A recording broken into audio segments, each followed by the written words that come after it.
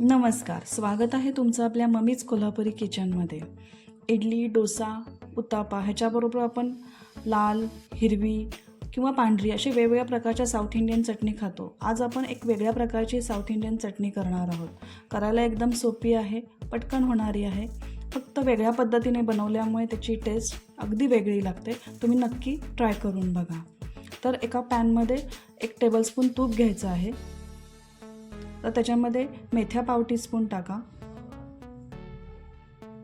जिरे पाव टीस्पून टाका, थोडंसं परतून घ्या। तर त्याच्यामध्ये सुक्या मिरच्या 4 टाका। इथे मिरच्यांचं प्रमाण तुम्ही तुमच्या आवडीनुसार कमी जास्त करू शकता। थोड्याशा त्यात परतून घ्यायच्या आहेत। मिरच्या परतून झाला की ओले खोबरे 1 वाटी टाकायचं आहे। तेही खमंग असं परतून घ्यायचं आहे आणि या पद्धतीने चटणी जर केली तर ती तुमची खराब होणार नाही, उतरणार नाही।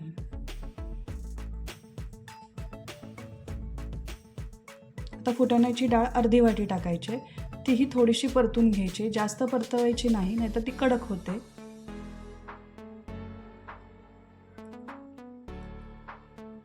तर हे मिश्रण थंड करून आपल्याला मिक्सरमध्ये अगदी बारीक वाटायचं आहे। त्याच्यामध्ये मीठ आणि साखर चवीनुसार टाका।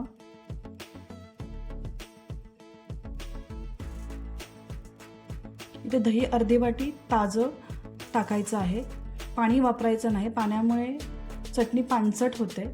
दही अर्धी वाटी टाका। आता ही अगदी स्मूथ अशी पेस्ट तयार करायची आहे आणि पातळ आपल्या आवडीनुसार तुम्ही पातळही करू शकता आणि घट्टही ठेवू शकता। तर तेल 1 टीस्पून घ्या, त्याच्यामध्ये मोहरी, जिरे, हिंग पाव टीस्पून टाका। फोडणी अगदी छान द्या। कढीपत्ता भरपूर टाका आणि ही फोडणी आता आपल्या चटणीवर टाकायची आहे। टेस्ट एकदम छान लागते, तुम्ही नक्की ट्राय करून बघा आणि मला कमेंटमध्ये सांगा की चटणी कशी झाली आहे। जर तुम्हाला ही रेसिपी आवडली असेल तर लाईक करा, शेअर करा आणि चॅनलवर नवीन असाल तर सबस्क्राईब करायला विसरू नका। परत भेटूया अशाच नवीन एका रेसिपीसहित। तोपर्यंत मस्त खा आणि मस्त राहा।